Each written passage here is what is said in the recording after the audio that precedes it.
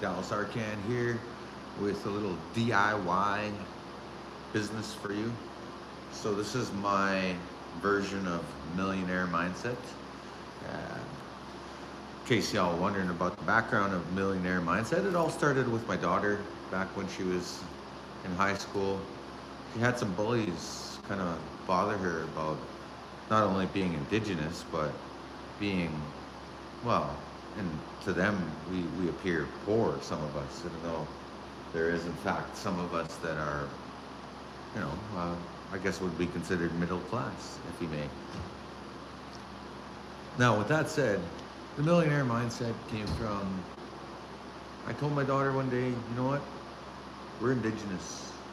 We gotta also consider that a big asset and compare that to somebody who actually has a big house, for example, or owns land or has $1 million in the bank. Now, being indigenous, a lot of us don't realize that just that and alone, having a status card, is big time because all of a sudden you have hunting rights. We're the biggest landowners in all the nation. Just to name a few things. And yeah, there is some advantages to that, but there's also intergenerational trauma. There's all kinds of other things associated with that. So that's kind of where millionaire mindset came from. Is I wanted to reclaim the status card, the indigenous status card that we all carry when we have to show our identification for our ingenuity, I guess, if you will. And that's kind of where millionaire mindset came from for me, is to explain to my daughter and everybody else who has that, because in Canada we face that a lot as indigenous people, discrimination, because the statistics are always against us. So that's where millionaire mindset came from. Now, fast forward to now, 2025. I'm an indigenous business person, entrepreneur in Edmonton, Alberta, Canada. In case all you out there in virtual land are wondering where I am, what I'm doing. So this is a commercial space here that we have here in Edmonton. Well, it's in development anyway. It's near completion. So this is what we call a studio cafe. So what I've done here is I came in with an idea and a plan, and I'm gonna explain to you as I give you the tour here of the future home of Kakyo Studio Cafe. So Kakyo Studio Cafe, well, it started out, for example, the word Kakyo, it means all, everybody. So with that in mind, that's what I named my company after, because in fact, when I go do performances as a hoop dancer, as an artist, I serve everybody. I perform for everybody. So a lot of times when we say at the end of the performance, when I say thank you very much, everybody, that's what we say, right? In Cree, we say, Kanana skumten kakyo. Thank you very much, everybody. So there you go. There is the little tour. I don't want to be outside for too long, but we are legit and too legit to quit here at the cafe, because we're a business that's happening in real time. In fact, uh, my business partner, one of the first things I said to him is, hey man, the meter is running. We're in the downtown Edmonton. We're in right in the jungle. That's what they call that song off of Guns N' Roses. Welcome to the jungle. We got fun and games. We got everything wrong. We got everything you need. So we're right here in the heart of Edmonton. So we're right in the jungle of things.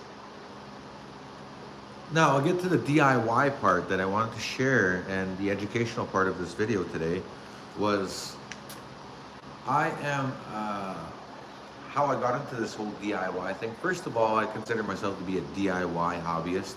I'm also an artist. I do professionally. A lot of people know me as my hoop dancing shows and my presentations that I've done across the country. But on top of that, I'm also an entrepreneur and a DIY hobbyist. I'm not trying to be a jack of all trades of anything, but I just do the things I love. I love to build. I love to create things. I love to fix things. So that's just in my nature, and that's what I do with my outfit. So as an Indigenous dancer, those skills they transfer into my everyday life. I use those skills from our culture, and I find a way to have that balance. So that's kind of what I was wanted to share here today with the DIY commercial space that I was able to obtain. Now, the best way to consider this is way out of the box thinking. This is like way out the box thinking. I'm talking like this ain't your normal 9 to 5 kind of thing, right? This is more 8 to 8 and then extra hours, right? No, this is more of a job of passion. So first of all, getting a commercial space, if you're not in it just for the money, if you have a passion that you want to turn into a business, this is how you do it. Well, this is how I did it anyway. There's not just one way of doing it, there's multiple ways. So first of all, I did this without a loan, no loan involved. I did do a business plan, wrote a business plan and I put a loan amount because that's what most of the templates are these days. They're about, converting that into a loan, right? Like taking a loan to start a business, right? So I was able to convert and morph into the space without a loan. And reason being is because I've been an artist and sole proprietor for many, many years. So I guess this is graduated effort into being a DIY businessman in a commercial space such as this space that we're talking about. So this is a studio cafe that we're building. Well, we've kind of modified it a little bit. We just added some paint and, repaired some things and built a little stage there. It's not even attached to the floor, but it's still legit. Everything's legit. And I've collaborated with another Indigenous business here in town called Teepee Treats. So this is their future display. Just so you guys are familiar with the brand in the future, Teepee Treats are these guys right here. So that's their logo. Just to give you a quick peek there. We're not currently open right now, but the studio cafe is well on its way to be in completion. Now, how I was able to DIY this business together is I was able to basically convert what I already had going as a home business anyway. I did the home-based thing for years. I did out of my, I worked with nonprofits, it's just an accumulated experience. So I guess it was a little easier because I did little micro things to kind of build up to this. So it wasn't just, I didn't just all of a sudden say, oh, I'm going to open a commercial space. I've had some experience in doing this type of thing anyway. But like opening my own commercial space, this is the first for me. So there's a lot of learning curves. So I'm still learning and I'm doing this in real time. And how I was able to do it was over time as I just constantly would model this in my everyday life. So how I would do it is in my garage, for example, at home, I turn my garage into a commercial space that, if somebody were to come there, they could rent it or they could use it like how I envision it to be used in a commercial setting. So now how this worked right here is I've always been a firm believer in Indigenous business and Indigenous unity because there's not enough of us out there. Well, first of all, we're only 3% of the overall Canadian population. So we're outnumbered in a big way and we're we have treaties in this land. We have our ancestors come from this land and we're severely outnumbered in a big way and all odds are against us. So one of us succeeding, I guess, is kind of a big deal in a big way, and that's what I wanted to share as well. Part of the challenge of this is that I have to carry double the weight than anybody else. Well, I can't speak for everybody, but I'm sure refugees that come to this country have their challenges too. So in a way, I guess the mutual feeling to that would be in a way we're like a refugee in our own country, some would say, in the Indigenous community. So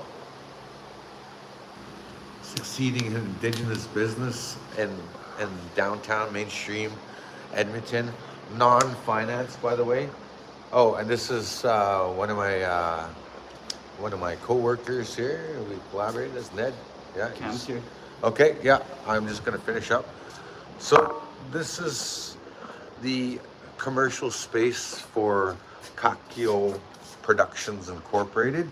So what I did is I collaborated with a local friend, a dear friend of mine, Curtis Cardinal, and we have collaborated. And Curtis also has had a lot of practice at his business, so I had to make sure that the timing is right. We've talked about this several times over, and we chatted about it. We even made attempts at even making this happen in the first place. We talked about potentially, making this business happen. And Curtis and I have done business deals in the past, and him and I have worked together on several different occasions. He's had me at some of his events at TP Treats and YEG, and so I just had to pick the right business person, the right business model to act upon, to move forward on.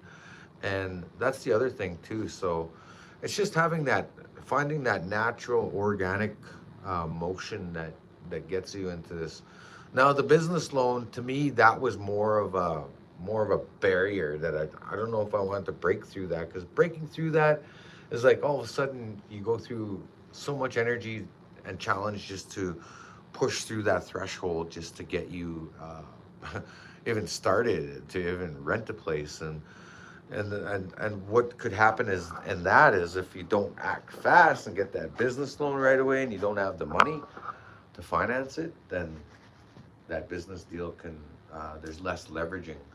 So when you do it without a loan, and say you save yourself about 10 grand in the bank, I'm pretty sure anybody can do that nowadays, because a lot of people save for vehicles. An average vehicle is about $6,000 to $10,000. So you only need about $10,000 really to move forward with something like this.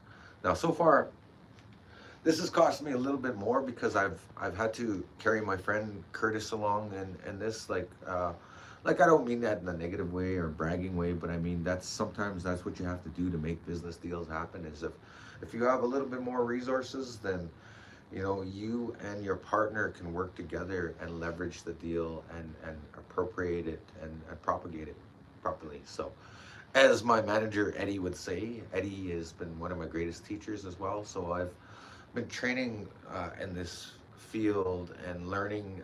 I still have plenty to learn, but what I do know, I want to share with you. I'm just the average dude that's doing above average things, I guess, in a way in life. And you don't have to be a superhuman to do it. I'm just as normal as everybody else. I came from humble beginnings. I came from living off welfare, living on the streets, being homeless at a few times in my life, to all of a sudden turning it around and becoming my own self-made man in a way, and that's all. I'm not claiming to be a millionaire, billionaire, but if anything, I do want to reach for higher goals in life. And yeah, to get there is to do these projects and make them successful is imminent. And then, yeah, the money will come. Not that I'm money focused, but I always tell people, focus on the dream, not the dollar. Always focusing on the dream. The dream is what will take you through the mud. The dream is what takes you through the doubt. The dream is what fuels your passion, and your passion and your dream work hand in hand with a little bit of elbow grease and hard work. Speaking of which, I got some guys waiting on me right now to do the electrical work. So I am just in the process of construction right now. But I wanted to share with you just about what we are here at this business here at Kakio Productions here, and this new place that we're opening up in Edmonton. it's just all about the love. So if you have the passion and the love within you to do something, then trust in that, and then you trust in the same essence that has created you as a human being. So that's the final words I wanted to leave, and I will share more in the future about millionaire mindset. And this is a DIY project, but in a big way. So a way you can do this is, like I say, draw it on paper first. Make a little miniature model of it. Then make a bigger model of it in your garage or whatever, or in your yard. Then, just like on that movie Founder about McDonald's, right? They literally put tape on the floor and rehearsed McDonald's and built it by, modeling it. And that's how I was able to do this as well. Tony Robbins says it best: success leaves clues, right? Success always leaves clues, right? So the journey to 1,000 miles is that single step. And believe me, my feet are tired, they're broken, still making those steps, but I took that step long ago, and I'm here now to share with you. So thank you guys for tuning in, and please share this and follow the channel if you like my content. I look forward to sharing more with you from an Indigenous content creator's perspective. That's me, Dallas Arcand, legit, Treaty 6 territory, full Indigenous status, but I'm a mixed breed because I have these green eyes. Anyways, peace. Have a good day.